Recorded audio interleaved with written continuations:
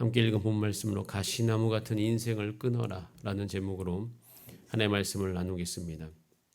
여룻바알의 아들 아비멜렉이 세겜에 갔다라고 오늘 본문은 시작하고 있습니다.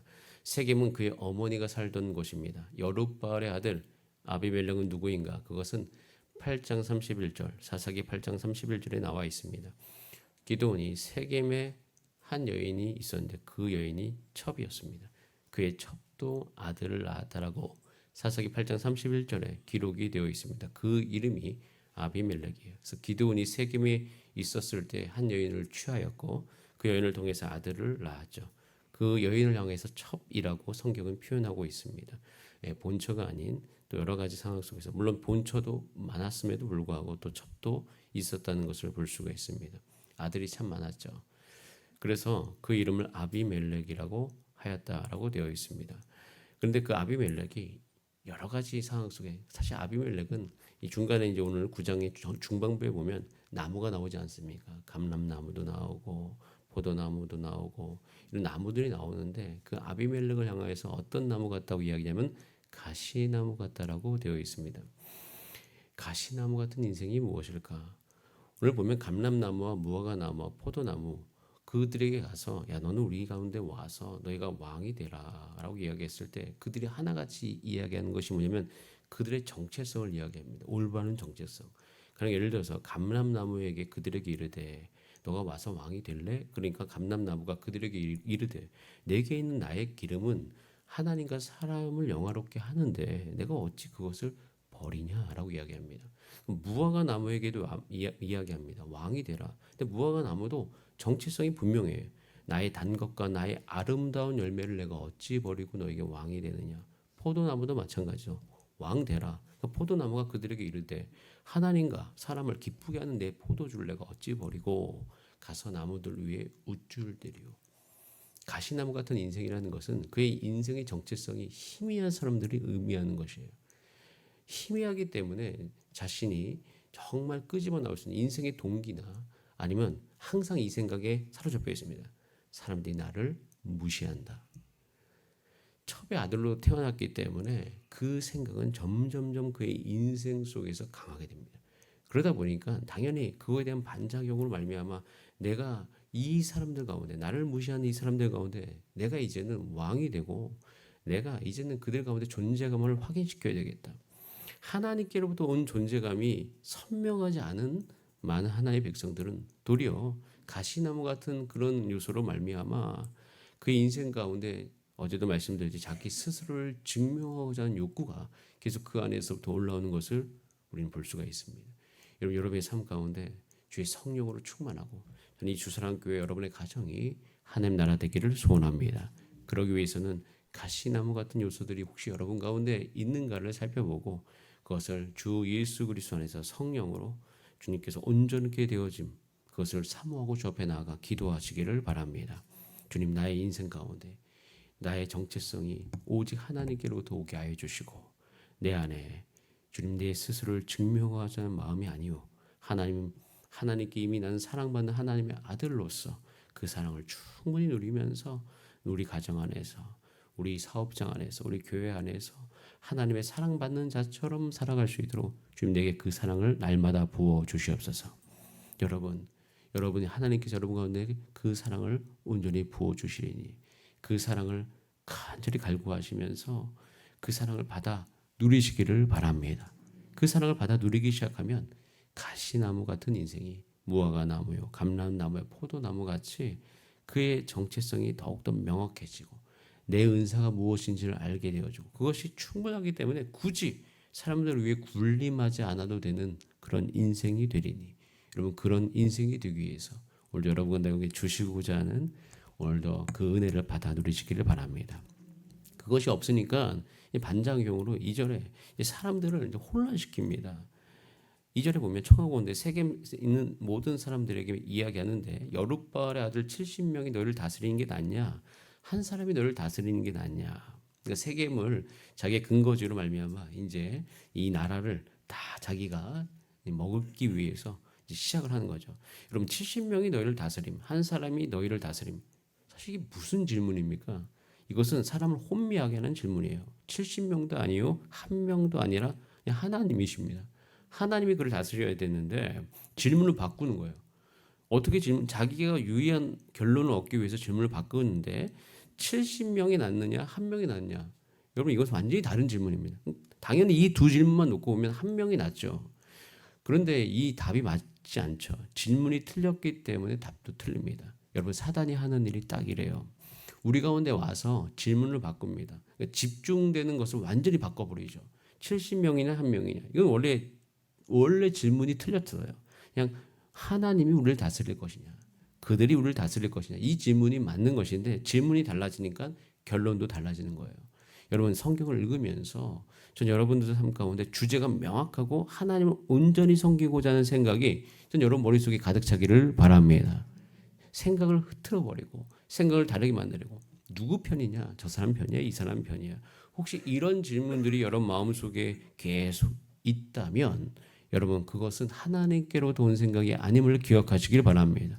자, 그래서 싸움의 주제를 바꾸면 안 돼요. 싸움의 주제가 그들끼리 서로 싸우고 자기가 힘을 가지려고 하는 그 싸움으로 바뀌면 안 됩니다. 우리의 모든 싸움은 온전히 하나님이 우리 가운데 주인 되시고자 하는 그 싸움 되기를 바랍니다. 주님, 나의 모든 삶, 모든 힘을 가지고 하나님이 주인 되게 하는 그 일에 우리의 삶을 드릴 수 있도록 인도하여 주시옵소서. 그러면서 제가 결심하는 것은 저희 가정 안에서 제가 가지고 있는 권위가 있습니다. 아버지로서의 권위가 있고 또 남편으로서의 역할이 있습니다. 하나님 제게 주어진 그 힘을 내가 최대한 활용해서 우리 자녀들의 마음이 하나님께로 향할 수 있게 하겠습니다. 교회 안에서 제게 주어진 그 모든 것을 최대한 활용해서 주님 우리 교회가 하나님을 주인으로 섬기는 교회 되게 하겠습니다. 사실 이 방향성이 온전한 방향이오니 이런 마음이 거기에 딱 집중되어져서 나아가게 되기를 소원합니다. 이 새벽에 그것을 위해 기도하시기 바랍니다. 그것을 방해한 그 어떤 것이라도 나사렛 예수 그리스도의 이름으로 대적하시면서 하나님께 집중되어지는 우리 모두 되기를 소원합니다. 그렇게 되면 이제 우리가 허튼 짓을 안 하게 되는 거죠. 근데 이제 4절에 보면 허튼 짓을 이제 드디어 아비멜렉이 시작합니다. 여룻바알은 바알과 싸우다는데 그의 아들, 첩에서 난 아들 아비멜렉은 바알 불이 신전에서 은 70개를 가지고 옵니다. 바알을 섬기는 성전에서 은 70개를 가져오고 그것을 방탕하고 경박한 사람들 가운데 주었다고 되어 있어요. 즉 자기의 힘을 갖기 위해서 더러운 힘을 쓰기 시작합니다. 이 70개, 은 70개가 왜 은 70개일까요? 70명을 죽이기 위한 돈이죠. 그러니까 한 사람 몫이 은 한 개인 것이에요. 그래서 결국에는 이 70명을 한 바 위에 모여서 죽였습니다. 굉장한 전략이죠. 뭔가 그 전략에 대해서 성경에 나와 있지 않지만 집중시켜서 70명을 한 바 위에 죽이게 되고 결국에는 이 세겜 사람들이 아비멜렉을 왕으로 삼습니다. 여러분 근데 이 일이 얼마나 할까요? 이런 일들 여러분 우리 가정과 우리 교회 안에서 이런 일들이 없기를 간절히 바랍니다. 근데 이 일이 얼마 안 가요. 23절과 24절이 아주 중요한 성경인데요. 같이 한번 읽어볼까요? 23절과 24절 말씀. 자, 같이 한번 읽어보겠습니다. 시작. 하나님이 아비멜렉과 세겜 사람들 사이 악한 영을 보내심에 세겜 사람들이 아비멜렉을 배반하였으니 이는 여룻바알의 아들 70명에게 저지른 포악한 일을 갚되 그들을 죽여 피 흘린 죄를 그들의 형제 아비멜렉의 손을 도와 그의 형제들을 죽이게 한 세겜 사람들에게로 돌아가게. 누가 움직이셔요? 하나님이 악한 영을 보내십니다. 아비멜렉이 22절에 보면 다스린 지 3년 만이라고 되는데 다스리다라는 이 히브리어 원어는요. 힘들게 다투었다는 거예요.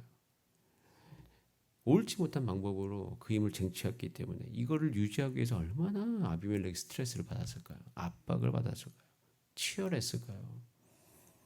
그런데 그것도 얼마 가지 못합니다. 하나님이 이것을 그대로 두지 못합니다. 3년 동안 자기 스스로 그 위치를 유지하기 위해서 얼마나 치열했을까? 여러분 안에 하나님이 주인 되심으로 말미암아 평안을 누리시기를 간절히 바랍니다. 하나님이 본인이 그렇게 하면서 착각하는 거죠. 내가 할 수 있다. 할 수 없죠. 하나님이 움직이시면 끝인 것이에요. 하나님 움직이십니다. 하나님 움직이시면서 일어난 현상들이 뭐냐면 바로 25절에 보면 세겜 사람들이 이제 배신하게 돼요. 원래 그의 모든 정치 세력의 기반이었던 세겜 사람들이 26절에 보면 에베스의 아들 가알이 형제와 더불어 세겜에 돌아왔다. 세겜에 왔다라고 돼 있어 세겜 사람들은 그를 신뢰하는데 에베스의 아들 가알이 바로 아비멜렉을 대적하기 시작하죠. 겨우 내가 그 힘을 구축했는데 또 다른 세력이 일어나서 자기를 공격하기 시작하는 거예요. 여러분, 하나님을 주인을 모시지 않고 살아가면 내가 내 힘으로 모든 걸 쟁취하는 듯하나 또 다른 세력이 일어나서 내 것을 뺏기 위해서 아주 노력을 합니다. 그러면서 어떤 일들이 일어나요? 더러운 일들이 계속 일어나는 것이에요. 그래서 죽고 죽이는 일들이 계속 일어나더라. 여러분, 주 예수 그리스도 안에서 이런 것들이 끊어지게 되기를 간절히 소원합니다. 그렇게 돼가지고 이제 그 세겜에서 에베스 아들 가알이 이제 공격을 하기 시작하고 또 아비멜렉이 노하죠. 그래서 이들 그 다음에 싸움이 생깁니다. 자, 이 싸움이 생기다가 결국에는 세겜 사람들조차도 거기서 죽게 되어지죠. 그런 모든 상황 속에서 하나님께서 움직이기 시작하셔서 세겜 사람들도 죽고 그리고 게다가 이것을 모든 걸 시작했던 아비멜렉도 아주 처절하게 아주 비참하게 죽게 되죠. 여러분, 근데 이때 당시에 가장 큰 치욕스러움은 무기 들지 않은 자에게 죽임을 당하는 것이 가장 치욕스러운 죽임이에요. 자, 그런데 아비멜렉이 어떻게 죽습니까? 53절에 보면 이름도 안 나온 여인에게 죽임을 당하죠. 자, 53절 같이 한번 읽어봅니다. 시작. 한 여인이 맷돌 윗짝을 아비멜렉의 머리 위에 내려 던져 그의 두개골을 이렇게 죽임을 당합니다. 그러면서 이 모든 것들에 대해서 결론이 57절에 이렇게 되어 있어요. 56절 57절에 하나님이 그러니까 아버지에게 행한 악행을 누가 갚으셨어요? 하나님이 갚으셨고 하나님이 그들의 머리에 갚으셨다. 여러분, 사사기를 쭉 읽어보면 사람이 자기의 소견대로 행하여서 자신이 스스로 하나님 되려고 하나 하나님께서 그 모든 행위에 대해서 갚으시고 하나님이 다스리심을 여전히 우리 가운데 보여주고 있습니다. 여러분, 우리가 날마다 주 앞에 연단이 되어지고 제자가 되어진다는 것은 이 요소들이 내 삶 안에서 빠져나가는 것이에요. 주님, 내가 가정 안에서나 교회 안에서 여러 가지 무슨 일들을 하면서 내가 내 스스로 주인 되고자 하는 마음들이 내 안에 있다면 주님, 성령님께서 그걸 조망해 주시고 나도 모르는 일들을 내가 혹시 행하고 있다면 주님 성령의 충만한 은혜 가운데 내게 그것을 알게 하여 주시옵소서. 그리고 그 요소들은 내 삶에서 빠지게 하여 주시옵소서. 이유는 하나님의 나라는 하나님이 다스리셔야지 온전해질 수 있사오니 나라는 존재는 하나님이 이곳을 다스리시는 그런 도구로 주님께서 사용하여 주시옵소서. 주님, 여러분 가정 안에서도 여러분의 뜻이 가정 안에 이루어지기를 위해 기도하는 것이 아니요 주님, 나는 우리 가정에 하나님이 주인 되신 도구로 나를 사용하여 주시옵소서. 아버지로서 그렇게 사용하시고 어머니로서 그렇게 사용하여 주시기를 간절히 소원합니다. 주님, 그럼 어떻게 해야 되겠습니까? 지혜가 있어야 되는데 내게 지혜가 없사오니 주님, 내 삶 가운데 하나님의 지혜를 허락하여 주시옵소서. 그리고 그 지혜가 나오기 위해서는 여러분의 정체성이 하나님의 백성됨, 내가 예수 그리스도 안에서 하나님의 자녀다. 그리고 하나님 나를 사랑하신다. 이 하나님과의 관계 속에서 기쁨을 충분히 누려야지 내 안에 이 가시나무 같은 인생의 요소가 나오지 않는데 그것이 하나님의 사랑을 충분히 누림으로 말미암아 싹 사그라들고 여러분 안에서는 하나님을 사랑하고 이웃을 섬기고자 하는 마음으로 충만하게 되는 은혜가 부어지기를 소원합니다.